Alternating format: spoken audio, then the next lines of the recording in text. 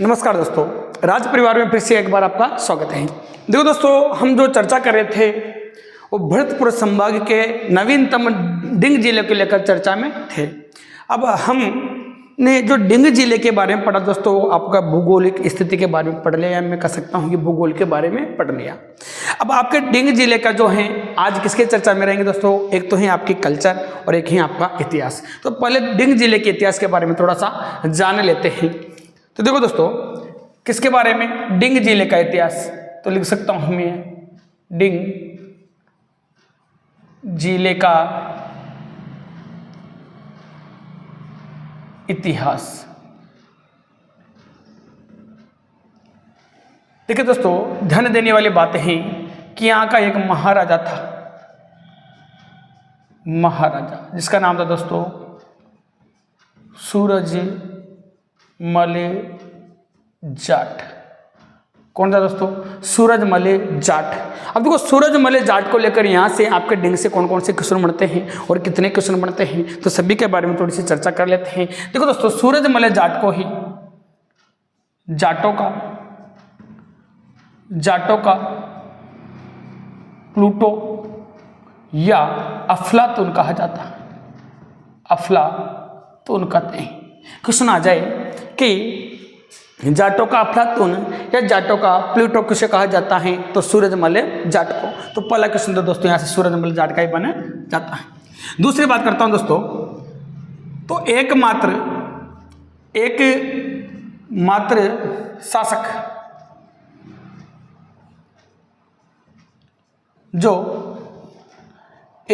शासक जो दोनों हाथों से तलवार वो तीर चलाता था। क्वेश्चन आ जाए कि जाटों का ऐसा कौन सा शासक है जो दोनों हाथों से तलवार या तीर चलाने का शौकीन था। तीसरी बात क्या है दोस्तों, ये याद रखना दोस्तों, कौन सी बात है कि जाट साम्राज्य का, किसका दोस्तों, जाट साम्राज्य का सबसे शक्तिशाली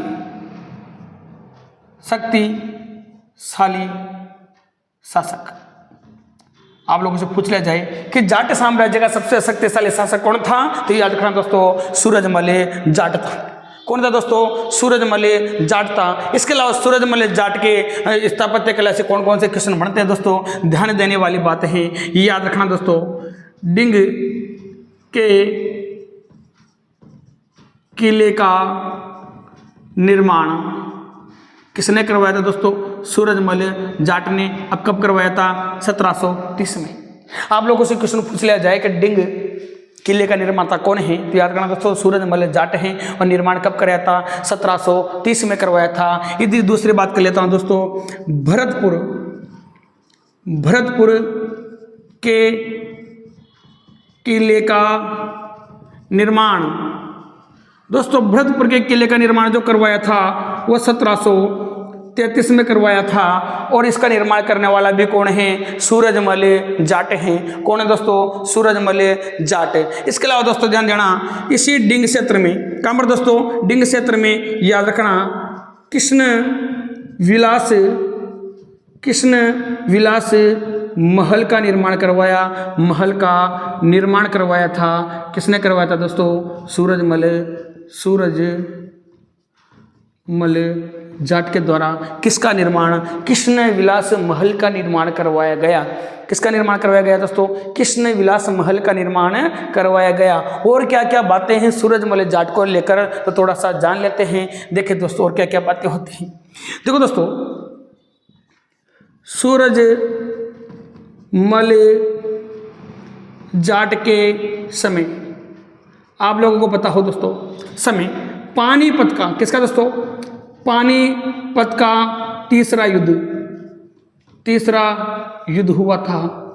किसके समय, अरे सूरजमल जाट के समय पानीपत का तीसरा युद्ध हुआ था। आज जो पानीपत का दोस्तों तीसरा युद्ध है, ये कब हुआ था, 14 नवंबर 1700 1961 को। और किस किस के बीच हुआ था ये भी मैं क्लियर कर दूं दोस्तों, किस किस के बीच में हुआ था। एक तरफ थे दोस्तों कौन, मराठा। आइए एक तरफ था दोस्तों अहमद शाह अब्दाली। इन दोनों के बीच में दोस्तों एक युद्ध हुआ था जिसका नाम क्या था दोस्तों, पानीपत का तीसरा युद्ध। कौन सा दोस्तों, पानीपत का तीसरा युद्ध। फिर क्वेश्चन आ जाए कि पानीपत का प्रथम युद्ध और द्वितीय युद्ध कब हुआ था, तो दोस्तों जानते हैं पानीपत के प्रथम युद्ध और द्वितीय युद्ध के बारे में भी। तो यहाँ पर लिख देता हूँ दोस्तों मैं क्या कि पानीपत का प्रथम युद्ध। तो दोस्तों पानीपत का प्रथम युद्ध हुआ था 21 अप्रैल 1526 को। आइए किस किस के मध्य हुआ था ये भी जान लेते हैं दोस्तों। एक तरफ तो था दोस्तों बाबर जो अफगान काबुल से आया था। एक तरफ था दोस्तों इब्राहिम लोदी जो दिल्ली का था। इब्राहिम लोदी कौन था दोस्तों, इब्राहिम लोदी। तो कहाँ का शासक था दोस्तों, दिल्ली का। और ये कहाँ से आया था दोस्तों, आपको पता हो तो काबुल से आया था। तो दोस्तों इस युद्ध में विजय किसकी हुई, लिख देता हूँ दोस्तों। प्रथम युद्ध में विजय किसकी हुई दोस्तों, बाबर की। और इब्राहिम लोदी क्या हुई थी दोस्तों, हार हुई थी। क्या हुई थी दोस्तों, हार हुई थी। इसके बाद बात करता हूँ कौन सा, कि पानीपत का, किसका दोस्तों,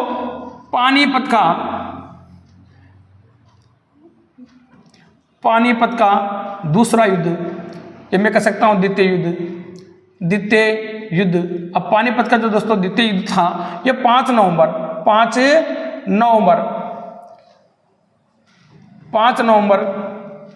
1556 को हुआ था। और दोस्तों ये किस किस के मध्य हुआ था ये भी अपन जान लेते हैं। एक तरफ तो था दोस्तों अकबर, कौन था दोस्तों, अकबर। और एक तरफ कौन था दोस्तों, हेमू। एक तरफ कौन था दोस्तों, हेमू। इसमें भी विजय किसकी होती है दोस्तों, इसमें विजय होती है अकबर की। और यहाँ पर हेमू की क्या होती है दोस्तों, हार होती है। हेमू की क्या होती है दोस्तों, हार होते हैं। यहाँ तक किसकी बात होगी दोस्तों, पानीपत के युद्ध की बात हो गई, जिसमें एक तरफ इसकी हार होती है, एक तरफ इसकी जीत होती है। इसके अलावा हम बात कर लेते हैं दोस्तों, ध्यान देने वाली बातें हैं, हम बात कर लेते हैं दोस्तों। देखो क्या बातें हैं। 12 मई 1761 में सूरजमल ने आगरा पर, किस पर दोस्तों, आगरा पर अधिकार कर लिया था। क्या कर लिया था दोस्तों, अधिकार कर लिया। कब कर लिया दोस्तों, बताइए मुझे कब कर लिया। 12 मई 1761 को। 12 मई 1761 को इस व्यक्ति ने आगरा पर क्या कर लिया दोस्तों 12 मई नहीं है, 12 जून है। 12 जून 1761 में सूरजमल जाट ने आगरा पर क्या कर लिया, अधिकार कर लिया। और आगरा पर अधिकार करने के बाद याद रखना दोस्तों, आगरा की तोपों को, किसको दोस्तों, आगरा में जो स्थित जो तोपें थी, तोपों को कहाँ पर दोस्तों, डिंग किले में। कौन से किले में दोस्तों, डिंग के किले में स्थापित करवाया। ये भी आप याद रखना। देखो दोस्तों, जब इसने सूरजमल जाट ने आगरा में क्या कर लिया, अधिकार कर लिया। अधिकार करने के बाद ये निवासी कहाँ का था, डिंग का। तो याद रखना दोस्तों, आगरा से जो तोपें यूज की गई थी पानीपत के तृतीय युद्ध में, उन्हीं तोपों को लाकर कहाँ स्थापित करवा दिया, डिंग के किले में स्थापित करवा दिया। कहाँ के किले में दोस्तों, डिंग के किले में। एक बात और याद रखिए दोस्तों, कुमेर नामक क्षेत्र पर, कहाँ पर दोस्तों, कुमेर नामक स्थान पर सूरजमल जाट ने 1754 में मुगलों की सेना को, किसको दोस्तों, मुगलों की सेना को हराया था। अरे किसकी सेना को हराया था दोस्तों, मुगलों की सेना को हराया था। किसने, सूरजमल जाट ने। जो याद रखना दोस्तों, इस डिंग क्षेत्र का या जाट वंश का सबसे शक्तिशाली क्या हुआ करता था दोस्तों, शासक हुआ करता था। इसके अलावा दोस्तों छोटी सी बात है कि यहाँ पर एक युद्ध होता है जिसका नाम क्या है दोस्तों, डिंग का युद्ध। किसका युद्ध दोस्तों, डिंग का युद्ध। और जो डिंग का युद्ध है, वेरी वेरी इंपॉर्टेंट फैक्ट है दोस्तों, जो डिंग का युद्ध है वो 13 जनवरी 1804 को हुआ था। कब हुआ था दोस्तों, 13 जनवरी 1804 को। सॉरी जनवरी नहीं, नवंबर है। 13 नवंबर 1804 को हुआ था। अरे डिंग का जो युद्ध था किस किस के मध्य हुआ, याद रखना दोस्तों, यशवंत यशवंत राव होलकर एक प्रकार से कौन था दोस्तों, मराठा शासक था। यशवंत राव होलकर इधर था दोस्तों अंग्रेज शासक मेजर जनरल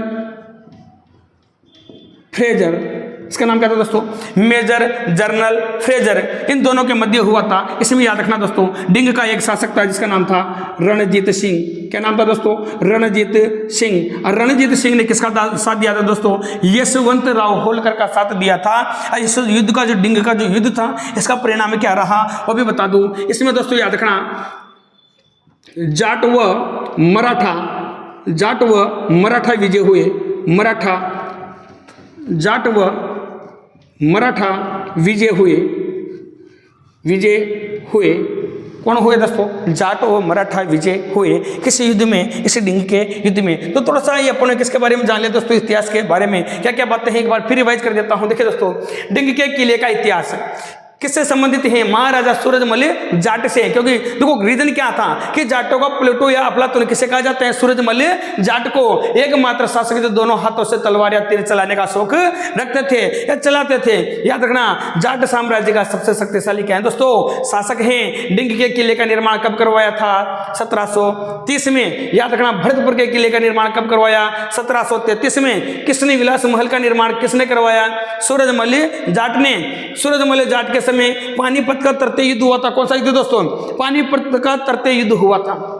कब हुआ था, 14 नवंबर 14 नवंबर नहीं दोस्तों, यहां पर 14 जनवरी है, यहां पर 14 जनवरी है। याद रखना 14 जनवरी 1761 में तरते युद्ध हुआ था। किसके बीच में, मराठा और अहमद शाह अब्दाली के बीच में। किसके बीच में दोस्तों, मोहम्मद शाह और दो मराठा और अहमद शाह अब्दाली के मध्य ये युद्ध हुआ था। इसके बाद बात करता हूं दोस्तों क्वेश्चन आ जाए कि पानीपत का प्रथम युद्ध कब हुआ था, तो 21 अप्रैल 1526 को हुआ था। किस किस के बीच में, बाबर किसके बीच में हो दोस्तों, यहां पर मैं बाबर कर देता हूं दोस्तों, बाबर इब्राहिम लोदी के बीच में। बाबर कहाँ का था दोस्तों, काबुल का। इब्राहिम लोदी कहाँ का था, दिल्ली का। याद रखना दोस्तों इब्राहिम लोदी के खुद सगे भाई ने और बेटे ने क्या कर दिया दोस्तों, इसके साथ विद्रोह कर दिया, इसके साथ धोखा किया। इसी कारण इब्राहिम लोदी की क्या हुई दोस्तों, हार हुई। ये सब पढ़ेंगे हम दोस्तों इतिहास के दौरान, जब इतिहास पर्सनल इतिहास से पढ़ेंगे। तो देखो इसमें विजय किसकी होती है, बाबर की। पानीपत का जो द्वितीय युद्ध हुआ कब हुआ, 5 नवंबर 1556 को हुआ। इसमें किस किस के बीच हुआ, अकबर और हेमू के बीच में। हेमरतन सूरी जिसको बोला जाता है। इसमें विजय किसकी हुई दोस्तों, किसकी हुई, अकबर की। इसके अलावा बात करता हूँ 12 जून 1761 में सूरजमल ने आगरा पर क्या कर लिया दोस्तों, आगरा पर क्या कर लिया, अधिकार कर लिया। आगरा की तोपों को कहाँ स्थापित करवाया, डिंग के किले में। कुमेर नामक स्थान पर सूरजमल जाट ने 1754 में, कब दोस्तों, 1754 में मुगलों की सेना को क्या कर दिया दोस्तों, हरा दिया था, परास्त किया था। इसके अलावा याद रखना डिंग का युद्ध कब हुआ था, 13 नवंबर 1804 को। कब हुआ दोस्तों, 13 नवंबर 1804 को। कौन कौन, यशवंत राव होलकर एक प्रकार से क्या था दोस्तों, मराठा शासक था। इधर अंग्रेज अधिकारी कौन था, मेजर जनरल फ्रेजर एक अंग्रेज अधिकारी था। इन दोनों के मध्य हुआ था। इसमें विजय किसकी हुई, यशवंत राव होलकर की। इसमें रणजीत सिंह जो डिंग से संबंधित रखता है दोस्तों, इसने किसका साथ दिया था, किसका साथ दिया, यशवंत राव होलकर का। जाट वंश से क्या हुआ दोस्तों, जाट वंश और मराठों की क्या हुई दोस्तों, इस युद्ध में विजय हुई। तो दोस्तों यहाँ तक के इतिहास के बारे में बात करें तो यहाँ का आप स्क्रीनशॉट लीजिए, फिर आगे बढ़ते हैं।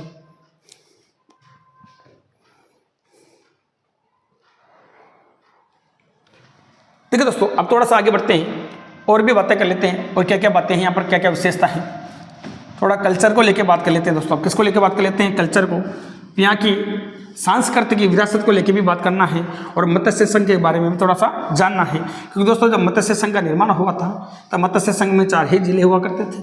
वर्तमान में दोस्तों याद रखना 6 जिले आते हैं मत्स्य संघ में। तो दोस्तों थोड़ा सा जान लेते हैं क्षेत्रों के बारे में। जैसे मान लीजिए आपका क्या है दोस्तों, कुमेर। कुमेर कहाँ पड़ता है दोस्तों, डिंग जिले में, डिंग जिला कुमेर। दोस्तों क्वेश्चन आ जाए, जो कुमेर की जो स्थापना हुई ये कब हुई, ये कब हुई दोस्तों, तो याद रखना 1704 में हुई। कब हुई दोस्तों, 1704 में। किसने की स्थापना, किसने की, तो जाट सरदार था दोस्तों। कौन था, जाट सरदार कुंभ द्वारा। किसके द्वारा दोस्तों, जाट सरदार कुंभ के द्वारा इस क्षेत्र की क्या हो दोस्तों, स्थापना हुई। याद रखना दोस्तों, समझना, इसके नाम से नामकरण हुआ दोस्तों। स्थापना कब हुई थी? 1704 में। इसके नाम से क्या हुआ दोस्तों? नामकरण। याद रखना इसका जो प्राचीन नाम था, प्राचीन नाम, इस कुंभेर का जो प्राचीन नाम है दोस्तों वो कुबेरपुर मिलता है। क्या मिलता है दोस्तों? कुबेरपुर इसका प्राचीन नाम मिलता है। याद रखना दोस्तों, ये कुमेर है ना, ये कुमेर जो दुर्ग है, यहाँ पर कुमेर दुर्ग है, जहाँ पर याद रखना दोस्तों भरतपुर, भरतपुर शासकों की एक समय राजधानी हुआ करता था, राजधानी थी। कौन सा क्षेत्र दोस्तों? कुमेर क्षेत्र। किसकी? भरतपुर शासकों की आती दोस्तों राजधानी थी। कुमेर दुर्ग भरतपुर शासकों की राजधानी हुआ करता था। एक बात और याद रखिए दोस्तों, यहाँ पर एक महल है, किशोरी, किशोरी महल, किशोरी महल। और ये भी कहाँ पर है दोस्तों? कहाँ पर है दोस्तों? कुमेर नामक स्थान पर। कहाँ पर है दोस्तों? कुमेर नामक स्थान पर। कौन सा महल है यहाँ पर? किशोरी महल है, जो कहाँ पर पड़ता है? कुमेर नामक स्थान पर। कुमेर कहाँ पर है दोस्तों? डिंग जिले में स्थित है। कहाँ पर है? डिंग जिले में स्थित है। ये सारी बातें किसको लेकर हो गई दोस्तों? कुमेर या डिंग जिले को लेकर हो गई। अब देखो कुमेर के बारे में एक छोटी सी बात और जान लेते हैं, इसी क्षेत्र की बात कर रहे हैं तो ध्यान देना दोस्तों। कुमेर प्रजनन, कुमेर प्रजनन अनुसंधान केंद्र, अनुसंधान केंद्र जो भी कहाँ पर स्थित है दोस्तों? कुमेर डिंग में स्थित है। कुमेर डिंग में स्थित है। ये भी आप बात याद रखिए। कौन सा अनुसंधान केंद्र दोस्तों? कुमेर प्रजनन अनुसंधान केंद्र, जो कहाँ पर स्थित है? कुमेर में स्थित है। एक बात और याद रखिए दोस्तों, वागड़ी, वागड़ी तो दोस्तों वागड़ी है जो मेवात क्षेत्र में, मेवात क्षेत्र में एक भेड़ की नस्ल है।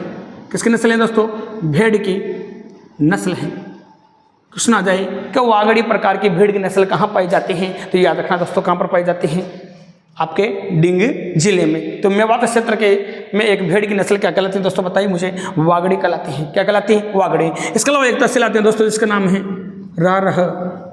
राहर कहाँ पर पड़ते हैं दोस्तों? डिंग जिले में पड़ते हैं। कौन से जिले में पड़ती हैं? डिंग जिले में। आइए किस लिए प्रसिद्ध है, किस लिए जानी जाती हैं? तो याद रखना दोस्तों कि राजस्थान की पहली कैशलेस पंचायत, कैशलेस पंचायत थी। किसकी दोस्तों? राजस्थान की पहली कैशलेस पंचायत थी। कौन दोस्तों? रारह तहसील। कौन सी तहसील दोस्तों? रारह पंचायत। लेकिन दोस्तों ये पहले पंचायत हुआ करती थी। याद रखना वर्तमान में, किसमें दोस्तों? वर्तमान में यह एक तहसील है। क्या है दोस्तों? तहसील है। वर्तमान में ये डिंग जिले में किस रूप में कार्य कर रही है दोस्तों? एक तहसील के रूप में कार्य कर रही है। तो किसके बारे में जान लिया दोस्तों? राहर डिंग जिले के बारे में जान लिया। इसके बाद बात करता हूँ दोस्तों कौन से क्षेत्र की? कामा। अरे कामा क्षेत्र भी कहाँ पड़ता है दोस्तों? याद रखना ये भी पड़ता है अपन के डिंग जिले, डिंग जिले में पड़ता है दोस्तों। कौन सा क्षेत्र? कामा क्षेत्र।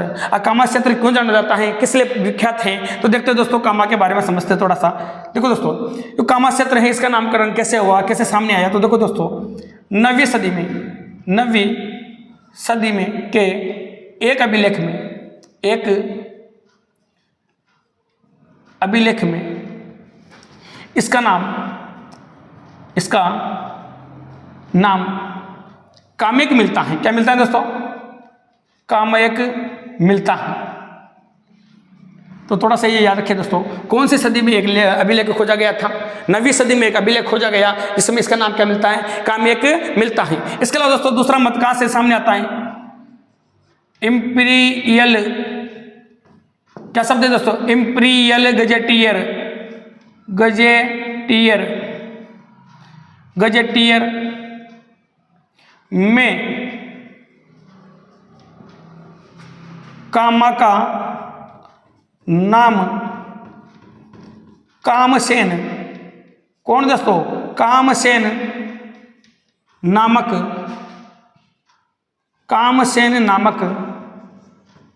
सूरसेन शासक के नाम से कामा क्षेत्र पड़ा। दो बात याद रखिए दोस्तों कि कामा का नामकरण किस प्रकार सामने आया, कहाँ पर इसका लिखित प्रमाण मिलता है। तो 9वीं सदी के एक अभिलेख को खोजा गया था जिसमें इस क्षेत्र का नाम क्या मिलता है, कामेक मिलता है। और दूसरी बात इंपीरियर गजेटर में कामा नाम क्या है दोस्तों, किससे विख्यात है, किस नाम से देखने को मिलता है। कामसेन नामक क्या था दोस्तों, एक सूरसेन शासक था, इसके नाम से कामा क्षेत्र का नामकरण देखने को मिलता है। अगली बात क्या है दोस्तों, याद रखना यह क्षेत्र महाभारत काल से भी पहले का है, तो देखो दोस्तों कितना प्राचीन क्षेत्र है। यह क्षेत्र महाभारत काल से भी पहले का क्षेत्र है, ये बात आपको याद रखनी है। और क्या क्या बातें दोस्तों यहाँ की प्रसिद्ध हैं, फेमस हैं, तो याद रखना दोस्तों। कौन, ब्रज यात्रा मेला। कौन सा मेला दोस्तों, ब्रज यात्रा मेला। तो कब से कब तक लगता है, याद रखना माघ कृष्ण द्वादशी से माघ शुक्ल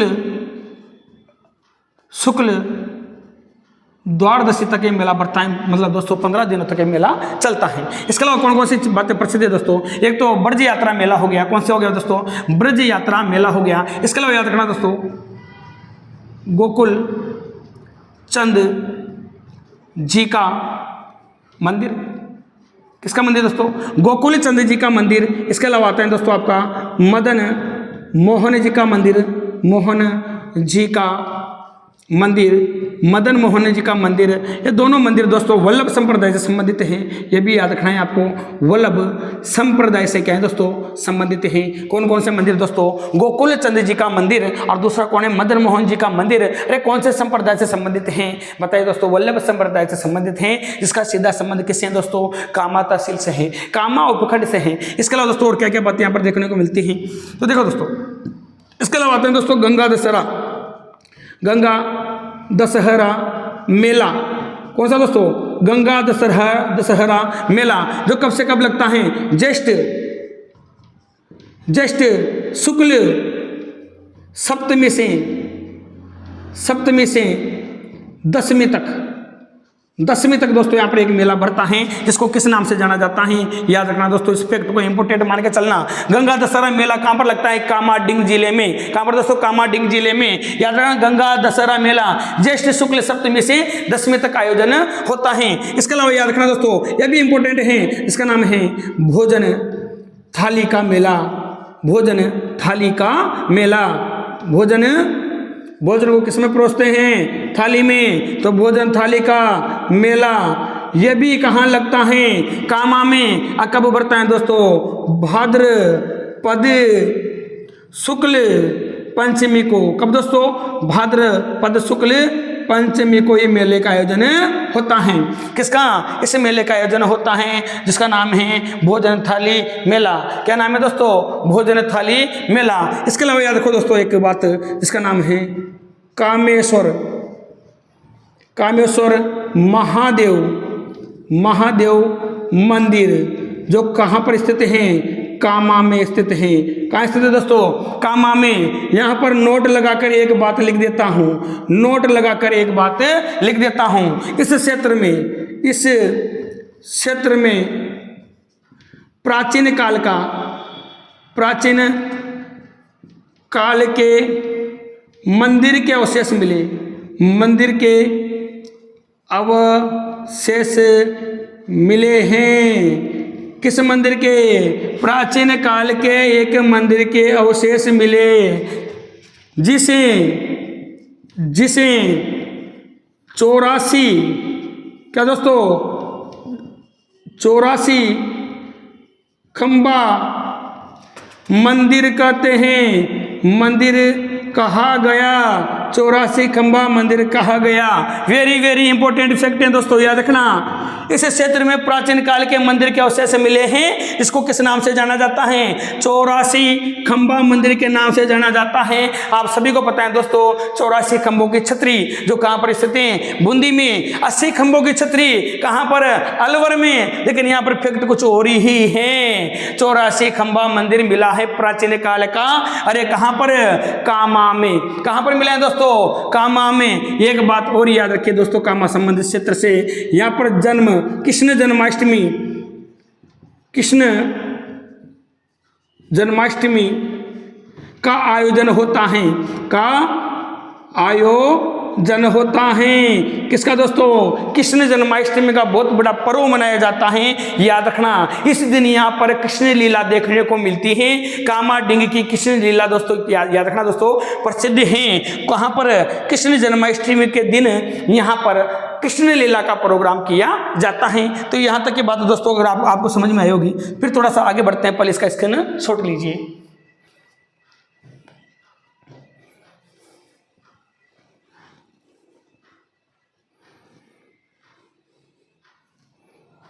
देखो दोस्तों, थोड़ा सा फिर आगे बढ़ते हैं और चलते हैं कल्चर की ओर। और क्या क्या बातें डिंग को लेकर प्रसिद्ध है दोस्तों? मैंने कहा था कि बहुत लंबा वर्णन है डिंग का। जिला है क्षेत्रफल में छोटा सा, बातें हैं बहुत बड़ी बड़ी। इस बात को आप मत भूलना, क्योंकि छोटे जो काम करते हैं दोस्तों बड़े बड़े से नहीं होता ना। बहुत सारे क्वेश्चन बढ़ते हैं यहाँ डिंग जिले को लेकर। तो देखो दोस्तों, चलते हैं आगे थोड़ा सा। बिल्कुल 100% फैक्ट मिल रहे हैं दोस्तों आपको, बिल्कुल, है ना। तो थोड़ा सा आगे चलते हैं। किसको लेकर दोस्तों? सांस्कृतिक विरासत की बात कर लेते हैं कि डिंग सांस्कृतिक विरासत का हिस्सा कैसे है। देखो दोस्तों, आप सभी को पता है तो मेवात क्षेत्र में हाथरस, कौन सा रस है दोस्तों? हाथरस, शैली की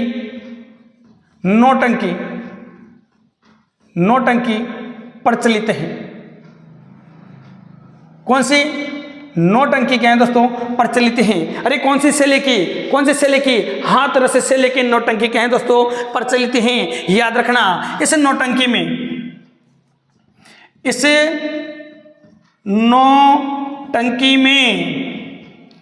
कौन कौन से वाद्य यंत्र? याद रखना दोस्तों, सारंगी, सहनाई, ढोलक, डपली आदि वाद्य यंत्रों का प्रयोग किया जाता है। आदि वाद्य यंत्रों का क्या किया जाता है दोस्तों? प्रयोग किया जाता है। याद रखना, क्या बात कि नौटंकी के जनक, अरे नौटंकी के जनक कौन हैं? याद रखना दोस्तों, भूरी लाल। और भूरी लाल का संबंध किससे है दोस्तों? किससे हैं? डिंग जिले से हैं। किससे हैं दोस्तों? डिंग जिले से हैं। और अन्य कलाकार कौन हैं यहाँ पर? अन्य कलाकार का नाम आए तो याद रखना, गिरिराज। कौन है दोस्तों? गिरिराज है साहब। एक नाथूलाल है। गिरिराज हो जा भाई। गिरिराज व नाथूलाल दोस्तों यहाँ पर अन्य कलाकार हैं। और इन दोनों ने ही यहाँ की नौटंकी को अंतरराष्ट्रीय पहचान दिलाए। अंतरराष्ट्रीय क्या दिलाए दोस्तों? अंतरराष्ट्रीय पहचान दिलाए। अरे किसने? इन दोनों व्यक्तियों ने नौटंकी को क्या दिलाए दोस्तों? अंतरराष्ट्रीय पहचान दिलाई। कौन सी पहचान दोस्तों? अंतरराष्ट्रीय पहचान। याद रखना दोस्तों। और क्या क्या बातें हैं देखो यहाँ पर, कहाँ पर दोस्तों? इन दोनों ने नौटंकी में क्या दिलाए? एक नई पहचान दिलाए। यहाँ के दोस्तों कुछ ख्याल भी प्रसिद्ध हैं। क्या प्रसिद्ध हैं? ख्याल प्रसिद्ध हैं। कौन कौन सा ख्याल प्रसिद्ध हैं? देखो दोस्तों जानते हैं। एक ख्याल है दोस्तों भूतनी ख्याल। कौन सा ख्याल? भूतनी ख्याल। अब भूतनी ख्याल के अलावा एक आता है दोस्तों डपाली ख्याल। और एक आता है आपका दोस्तों हुरंगा ख्याल। कौन सा ख्याल दोस्तों? हुरंगा ख्याल। इस क्षेत्र का क्या है दोस्तों? प्रसिद्ध है। इस क्षेत्र का क्या है दोस्तों? प्रसिद्ध है। कौन सा ख्याल? हुरंगा ख्याल। कौन सा ख्याल दोस्तों? हुरंगा ख्याल। तो देखो दोस्तों जानते हैं थोड़ा सा किसके बारे में? हुरंगा ख्याल के बारे में। दोस्तों जो हुरंग आख्याल है ये सप्तमी से पंचमी से अष्टमी तक, होली के बाद, कब दोस्तों, होली के अवसर पर पंचमी से अष्टमी तक इसका आयोजन होता है। होली के अवसर पर पंचमी से अष्टमी तक इसका क्या होता है दोस्तों, आयोजन होता है। दोस्तों यहाँ पर स्त्री पुरुष कौन है दोस्तों, स्त्री पुरुष स्वांग धारण करते हैं, स्वांग धारण करते हैं, ये भी आप दोस्तों याद रखें। कौन दोस्तों, स्त्री और पुरुष स्वांग धारण करते हैं। कौन क्या करते हैं दोस्तों, स्वांग धारण करते हैं दोस्तों। और याद रखिए इस क्षेत्र में और क्या क्या प्रसिद्ध है, देखो दोस्तों प्रसिद्ध और क्या क्या चीजें इस क्षेत्र के प्रसिद्ध है, याद रखना। एक है रामलीला, एक है रामलीला, एक है आपका कृष्ण लीला, कृष्ण लीला, कृष्ण लीला के बाद चलता हूं दोस्तों सवारी, सवारी और क्या क्या प्रसिद्ध है दोस्तों यहाँ का, ख्याल। अब ख्याल के बारे में हम जान ही गए, बाकी के बारे में देखते हैं दोस्तों क्या क्या बातें हैं, याद रखना दोस्तों। इसी डिंग जिले में एक क्षेत्र है जिसका नाम है दोस्तों जुरहरा। क्या है दोस्तों, जुरहरा। जुरहरा कहाँ पर पड़ता है दोस्तों, डिंग में पड़ता है। और इस जुरहरा में याद रखना रामलीला, रामलीला, यहाँ की रामलीला क्या है दोस्तों, रामलीला सवारी, रामलीला सवारी प्रसिद्ध है। कहाँ की दोस्तों, कहाँ की रामलीला सवारी प्रसिद्ध है दोस्तों, जुरहरा की। और जुरहरा ये क्या है दोस्तों, उपखंड या तहसील है जो कहाँ पर पड़ता है, डिंग जिले में। यहाँ की रामलीला सवारी क्या है दोस्तों, प्रसिद्ध है। कौन सी सवारी, रामलीला सवारी। इसके अलावा दोस्तों ध्यान देने वाली बातें हैं और क्या क्या बातें यहाँ की प्रसिद्ध हैं। देखिए दोस्तों इसके बाद बात करता हूँ मैं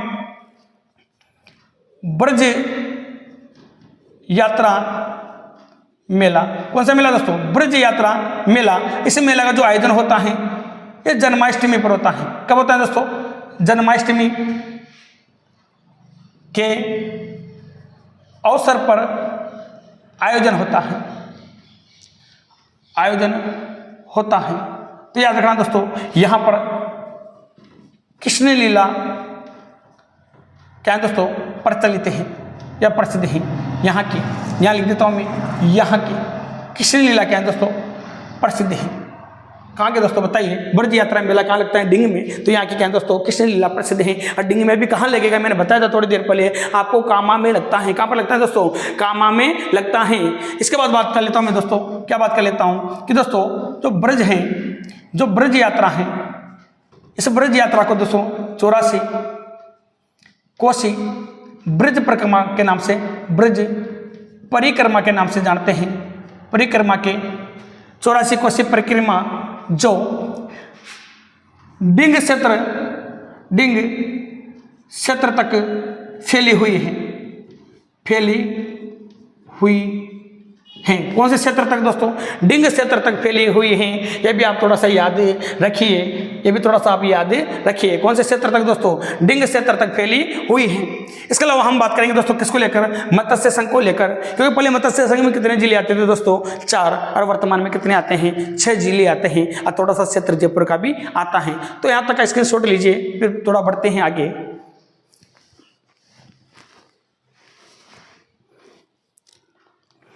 देखिए दोस्तों अब बात करते हैं थोड़ा सा आगे, और क्या क्या बातें यहाँ की प्रसिद्ध हैं, क्या क्या बातें फेमस हैं, उन सब के बारे में थोड़ा सा जान लेते हैं। तो देखिए दोस्तों मत्स्य क्षेत्र के बारे में बात कर लेते हैं, क्योंकि दोस्तों पूरा का पूरा क्षेत्र कौन सा है, मत्स्य क्षेत्र।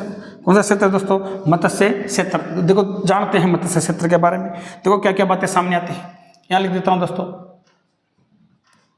मत्स्य क्षेत्र। अब मत्स्य क्षेत्र में जो जिले हैं दोस्तों, जो जिले आते थे वो आते थे, एक तो अलवर, एक आता है आपका दोस्तों धौलपुर, एक आता है आपका करौली, करौली के बाद आता है दोस्तों आपका भरतपुर। ये 4 जिले पहले मत्स्य संघ में हुआ करते थे। कौन से संघ में दोस्तों, मत्स्य संघ में 4 जिले हुआ करते थे।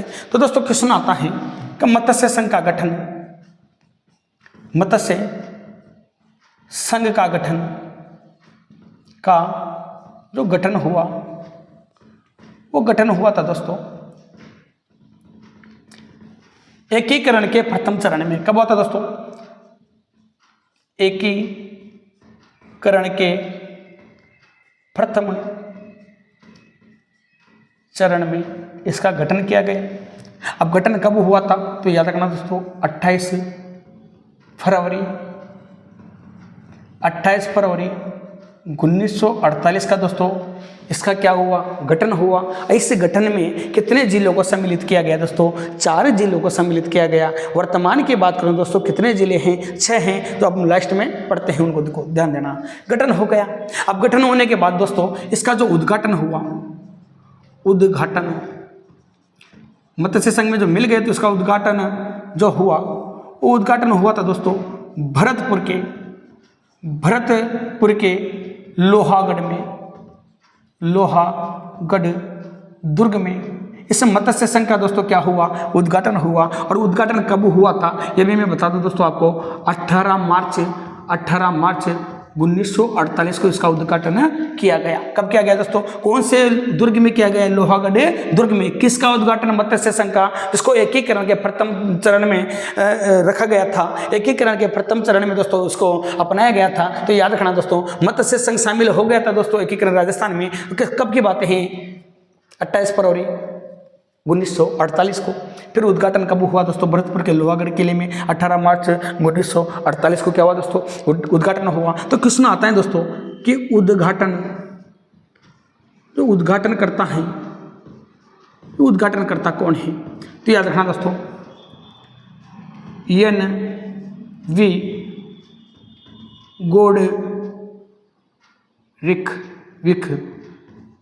NV गोडविक। उद्घाटनकर्ता कौन है दोस्तों? गोडगिल हैं दोस्तों। गोडगिल कौन है दोस्तों? गोडगिल। इसका जो नामकरण हुआ दोस्तों मत्स्य संघ का जो नाम हुआ, यह नामकरण किसने किया? क्वेश्चन आ सकता है। तो KM मुंशी साहब ने इसका क्या किया दोस्तों? नामकरण किया। किस क्षेत्र का नाम क्या रहेगा? मत्स्य संघ रहेगा। इसके अलावा याद रखना दोस्तों नामकरण हो गया तो इसकी राजधानी किसे बनाया गया? मत्स्य संघ दोस्तों कितने जिले आते थे? 4। तो 4 जिलों में से एक को क्या बनाना था? राजधानी। तो राजधानी किसको बनाया दोस्तों? याद रखना किसको बनाया?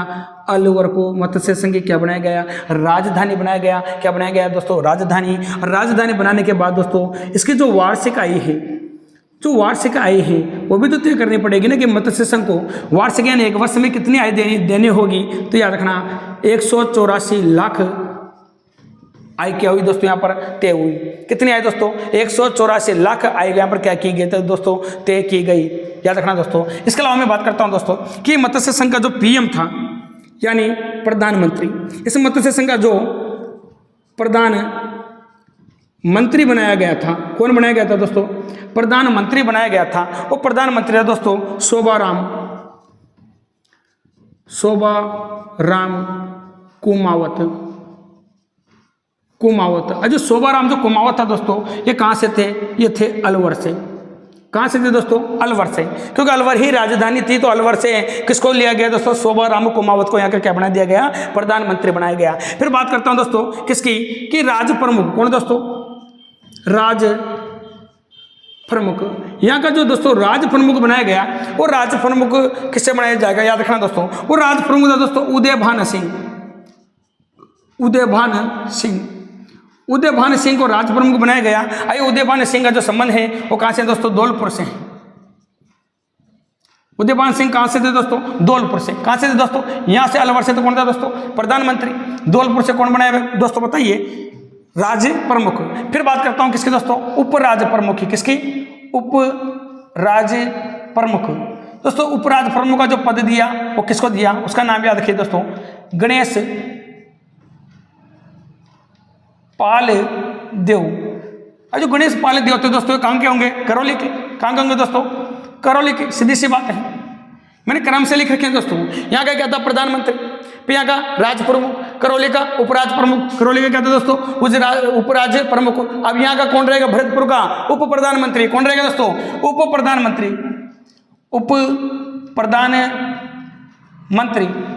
उप प्रधानमंत्री दोस्तों याद रखना किसको बनाया गया, उसका नाम है जुगल किशोर चतुर्वेदी। चतुर्वेदी को क्या बनाया गया दोस्तों, यहाँ का उप प्रधानमंत्री बनाया गया। याद रखना दोस्तों, ये कहां से थे, ये थे आपके भरतपुर से। कहां से थे दोस्तों, आपके भरतपुर से। याद रखना दोस्तों, जुगल किशोर चतुर्वेदी के बारे में क्या कहा जाता है कि राजस्थान के, लिख देता हूं यहां पर, जुगल किशोर चतुर्वेदी को राजस्थान का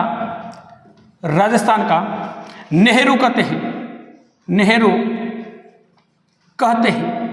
तो दोस्तों याद रखना कि राजस्थान का नेहरू किसे कहा जाता है, तो कौन है दोस्तों, जुगल किशोर चतुर्वेदी को राजस्थान का नेहरू कहते हैं। इसके अलावा याद रखना दोस्तों कि इस मत्स्य संघ का राजस्थान में विलय कब हुआ, तो लिख देता हूं दोस्तों यहां पर, कब मत्स्य, क्या लिख देता हूं दोस्तों, मत्स्य संघ का राजस्थान में विलय, राजस्थान में विलय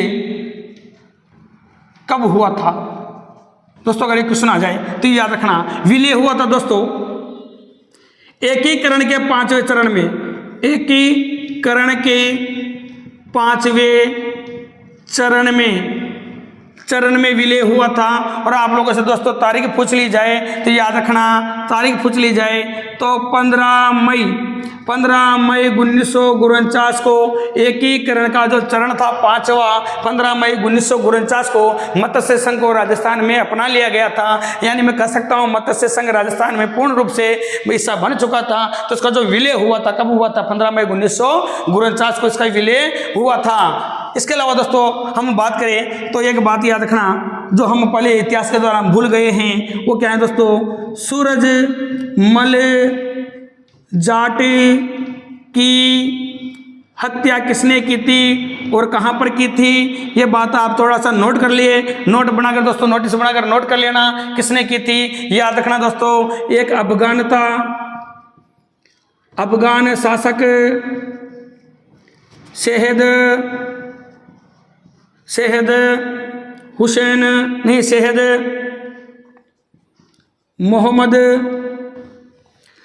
मोहम्मद बलूच ने गाजियाबाद के आसपास